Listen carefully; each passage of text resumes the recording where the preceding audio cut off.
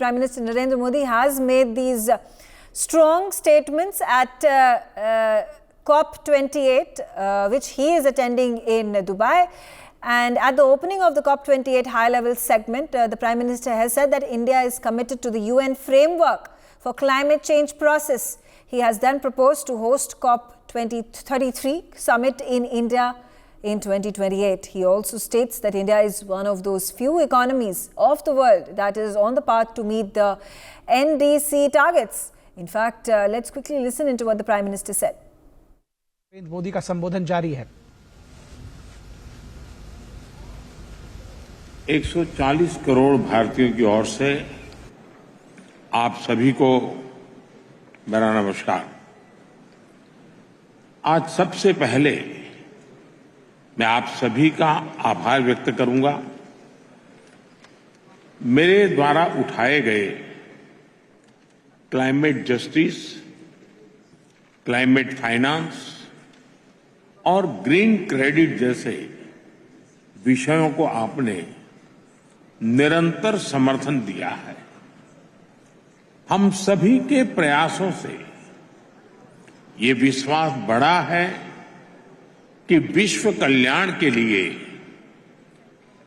सबके हितों की सुरक्षा आवश्यक है, सबकी भागीदारी आवश्यक है। फ्रेंड्स, आज भारत ने इकोलॉजी और इकोनॉमी के उत्तम संतुलन का उदाहरण विश्व के सामने रखा है। भारत में विश्व की 17% आबादी होने के बावजूद 17% आबादी होने के बावजूद ग्लोबल कार्बन एमिशंस में हमारी हिस्सेदारी ओनली 4% से भी कम है। भारत विश्व की उन कुछ इकोनॉमीज में से एक है जो एनडीसी टारगेट्स को पूरा करने की राह पर है। एमिशंस इंटेंसिटी संबंधी टारगेट्स को हमने 11 साल पहले ही हासिल कर लिया है। नॉन फॉसिल फ्यूल टारगेट्स को हम निर्धारित समय से 9 साल पहले ही प्राप्त कर चुके हैं और भारत ने इतने पर ही नहीं रुके हैं। हमारा लक्ष्य 2030 तक एमिशंस इंटेंसिफाई को 45% घटाना है। हमने तय किया है कि नॉन फॉसिल फ्यूल का शेयर हम बढ़ाकर 50% करेंगे और हम 2070 तक नेट जीरो के लक्ष्य की तरफ भी बढ़ते रहेंगे। फ्रेंड्स, भारत ने अपनी G20 प्रेसिडेंसी में one earth, one family, one future की भावना के साथ क्लाइमेट के विषय को निरंतर महत्व दिया है। सस्टेनेबल फ्यूचर के लिए हमने मिलकर ग्रीन डेवलपमेंट पैक्ट पर सहमति बनाई। हमने लाइफस्टाइल फॉर सस्टेनेबल डेवलपमेंट के सिद्धांत तय किए। हमने वैश्विक स्तर पर रिन्यूएबल एनर्जी को 3 गुना करने की प्रतिबद्धता जताई। भारत ने ऑल्टरनेट फ्यूल्स के लिए हाइड्रोजन के क्षेत्र को बढ़ावा दिया और ग्लोबल बायोफ्यूल्स अलायंस भी लॉन्च किया। हम मिलकर इस नतीजे पर पहुंचे कि क्लाइमेट फाइनेंस कमिटमेंट को बिलियन से बढ़ाकर कई ट्रिलियन तक ले जाने की आवश्यकता है। साथियों, ग्लासगो में भारत ने आइलैंड स्टेट्स के लिए इंफ्रास्ट्रक्चर रेजिलिएंट इनिशिएटिव की शुरुआत की थी। भारत 13 देशों में इससे जुड़े प्रोजेक्ट्स तेजी से आगे बढ़ा रहा है। ग्लासगो में ही मैंने mission life style for environment का विजन आपके सामने रखा था। इंटरनेशनल एनर्जी एजेंसी की स्टडी कहती है कि इस अप्रोच से हम 2030 तक प्रति वर्ष 2 बिलियन टन कार्बन एमिशन कम कर सकते हैं।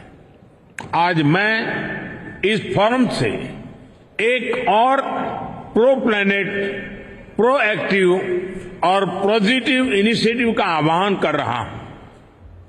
यह है ग्रीन क्रेडिट इनिशिएटिव।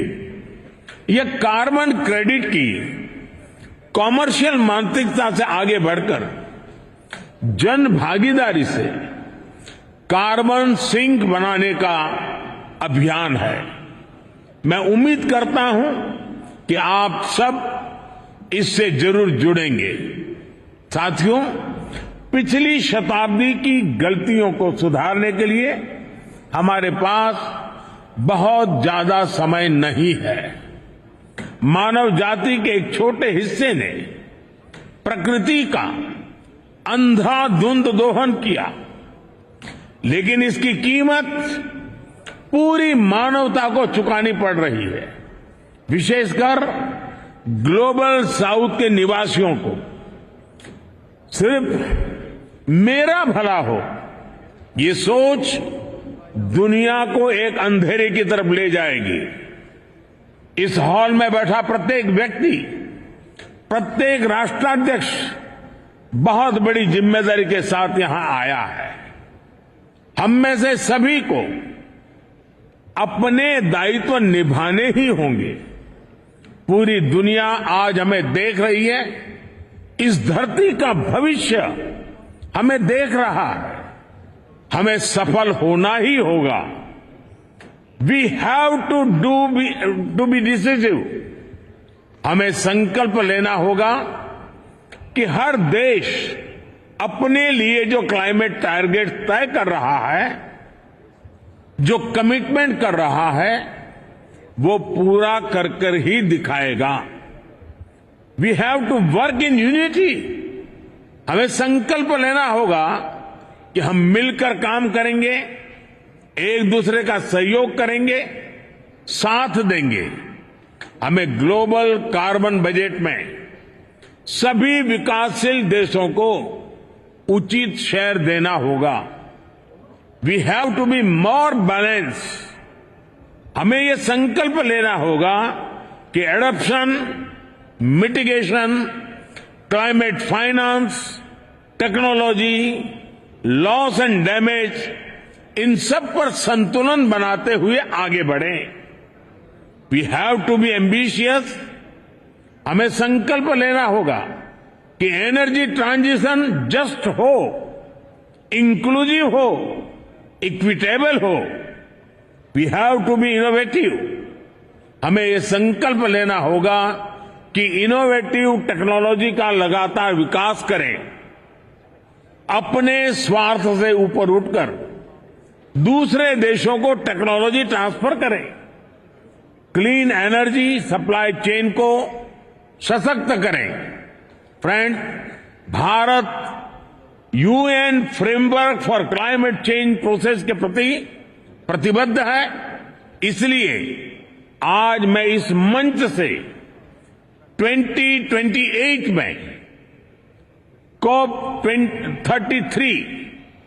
2028 में COP 33 समिट को भारत में होस्ट करने का प्रस्ताव भी रखता हूं। मुझे आशा है कि आने वाले 12 दिनों में ग्लोबल स्टॉक टेक की समीक्षा से हमें सुरक्षित और उज्जवल भविष्य का रास्ता मिलेगा।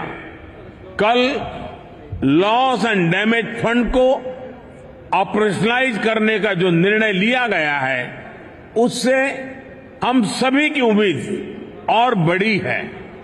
मुझे विश्वास है यूएई की मेजबानी में ये COP 28 समिट सफलता की नई ऊंचाई पर पहुंचेगी। मैं मेरे brother his highness Sheikh Mohammed bin Zayed और संयुक्त राष्ट्र संघ के सेक्रेटरी जनरल एक्सेलेंसी गुटरेज को मुझे ये विषय के लिए। For more such videos, subscribe to the NewsX YouTube channel, hit the bell icon.